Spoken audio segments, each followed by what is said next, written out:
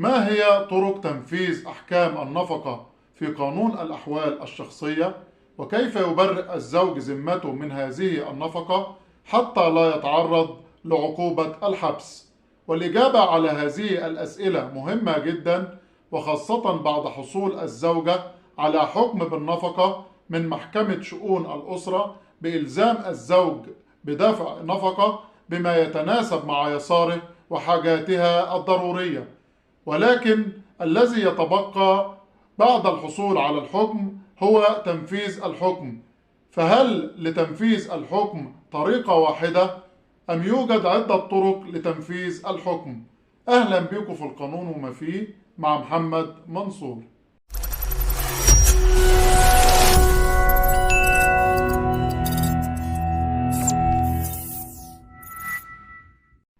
النهاردة هنتكلم عن طرق تنفيذ أحكام النفقة في قانون الأحوال الشخصية، وكيف يبرئ الزوج ذمته من هذه النفقة ويتحاشى الحصول على حكم بالحبس. ولكن قبل الحديث عن ذلك يجب أن نتطرق إلى أنه عندما تلجأ الزوجة لكافة السبل الودية لكي يقوم زوجها بالإنفاق عليها، ولكنه يمتنع بدون مبرر شرعي أو عذر قانوني، فإنه في هذه الحالة تلجأ الزوجة للمحكمة لإقامة دعوى ضد هذا الزوج تستطيع من خلالها الحصول على حكم، تستطيع من خلاله اقتضاء مبلغ النفقة. وهذه هي المرحلة الأولى، الحصول على حكم. ثم المرحلة الثانية وهي تنفيذ هذا الحكم. وتنفيذ حكم النفقة في قانون الأحوال الشخصية له عدة طرق، هي 5 طرق. الطريقة الأولى التنفيذ عن طريق قلم محضرين تنفيذ الأسرة بمحكمة الأسرة التابعة لمحل إقامة الزوج أو سكن الزوجية. الطريقة الثانية وهي عن طريق إقامة دعوى حبس أمام محكمة شؤون الأسرة طبقا لنص المادة 76 من القانون رقم 1 لسنة 2000 من قانون الأحوال الشخصية. أما بالنسبة للطريقة الثالثة وهي إقامة جنحة تسمى جنحة امتناع عن سداد نفقة أمام قسم الشرطة طبقا لنص المادة 3 من قانون الإجراءات الجنائية ونص المادة 293 من قانون العقوبات. أما بالنسبة للطريقة الرابعة وهي تنفيذ حكم النفقة عن طريق بنك ناصر الاجتماعي. أما بالنسبة للطريقة الخامسة وهي التنفيذ على مرتب الزوج إذا كان يعمل موظفا لدى جهة حكومية. وبالنسبة لشرح هذه الطرق، بالنسبة للطريقة الأولى وهي طريقة التنفيذ عن طريق قلم محضرين تنفيذ الأسرة بالمحكمة التابعة لمسكن الزوجية، فإن الزوجة بعد الحصول على الصيغة التنفيذية للحكم تستطيع الذهاب لقلم المحضرين وتقوم بإعلان الزوج بهذه الصيغة التنفيذية. وبعد تمام الإعلان تقوم بعمل توكيل لقلم المحضرين بالتنفيذ لتنفيذ الحكم، فيقوم قلم المحضرين بإرسال موظف لمحل أو سكن الزوجية ليقوم بعمل محضر إجراءات بالحجز على منقولات يمتلكها الزوج مقابل النفقة المنصوص عليها أو المطلوب التنفيذ بها. ويقوم بعد ذلك المحضر بتحديد جلسة لبيع هذه المنقولات بالمزاد العلني. فإذا لم يقم الزوج بدفع مبلغ النفقة أو تقسيطها خلال هذه الفترة، يقوم قلم محضرين تنفيذ الأسرة بإرسال الأوراق إلى النيابة العامة برقم عرائض، وتقوم النيابة العامة بصفتها سلطة اتهام باتهام الزوج بتبديد المنقولات المحجوز عليها مقابل النفقة، وتحدد جلسة لنظر هذه القضية.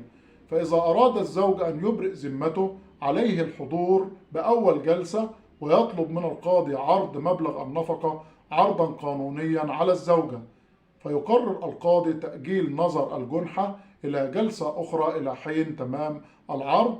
ويقوم الزوج بالذهاب إلى قلم المحضرين ويقوم بعمل إنذار رسمي على يد محضر يرفق به مبلغ النفقة، ويقوم قلم المحضرين بإرسال موظف إلى الزوجة بهذا الإنذار يعرض عليها مبلغ النفقة التي تطلبه الزوجة، فإذا استلمت الزوجة هذا المبلغ أبرئت ذمة الزوج وحصل الزوج على البراءة في الجلسة. أما إذا لم تستلمه الزوجة فإن المحضر يعود بالمبلغ إلى المحكمة ليقوم بعرض أو إيداع المبلغ خزينة المحكمة، ويستطيع الزوج الحصول على شهادة من قلم المحضرين بإيداع المبلغ بخزينة المحكمة وأنه أتم العرض، وبعد ذلك يحضر الزوج بالجلسة ويقدم هذه الشهادة ويحصل الزوج على البراءة من المحكمة نتيجة إبراء ذمته من هذا الدين. أما بالنسبة للطريقة الثانية وهي طريقة إقامة دعوى حبس أمام محكمة الأسرة طبقا لنص المادة 76 مقرر من القانون 1 لسنة 2000 من قانون الأحوال الشخصية، فشرط هذه الدعوة أن تحصل الزوجة على حكم نفقة نهائي استئنافي أو حكم نهائي جزئي مر عليها 40 يوم ولم يستأنف الزوج حتى يتسنى للقاضي الحصول أو إعطاء حكم للزوجة بحبس الزوج، ويكون حبس الزوج لمدة شهر. فإذا حضر الزوج أمام القاضي وعرض مبلغ النفقة أبرئت ذمته من هذا الدين وعفي من هذا الحكم وحفظ القاضي الأوراق وأبرئ ذمة الزوج. أما بالنسبة للطريقة الثالثة وهي إقامة جنحة تسمى جنحة امتناع عن سداد نفقة أمام قسم الشرطة، فإن الزوجة يشترط هي التي تقوم بإقامة هذه الجنحة طبقا لنص المادة 3 من قانون الإجراءات الجنائية. وبعد إقامة هذه الجنحة في القسم يقوم قسم الشرطة بتحويل الجنحة إلى النيابة العامة التي تقوم بدورها بصفتها سلطة اتهام وتحويل هذه الجنحة إلى المحكمة لكي ينظرها القضاء. وإذا أراد أيضا الزوج إبراء ذمته عليه أن يحضر أمام القاضي ويعرض المبلغ عرضا قانونيا مثلما ذكرنا في السابق. أما بالنسبة للطريقة الرابعة وهي التنفيذ عن طريق بنك ناصر الاجتماعي، فبنك ناصر الاجتماعي له شرطين: ألا يتعدى المبلغ المحكوم به أكثر من 500 جنيه، والشرط الثاني أن تحصل الزوجة على حكم نهائي أيضا استئنافي حتى يتسنى لها الصرف أو الحصول على هذا المبلغ من بنك ناصر الاجتماعي. أما بالنسبة للطريقة الخامسة وهي التنفيذ على مرتب الزوج إذا كان يعمل موظفا لدى هيئة حكومية، فإن الزوجة تأخذ الصيغة التنفيذية وتذهب بها إلى رئيس الهيئة فيقوم بتحويلها إلى الشؤون القانونية التي تستطيع أن تحجز على ربع المرتب من خلال الحكم الصادر من المحكمة.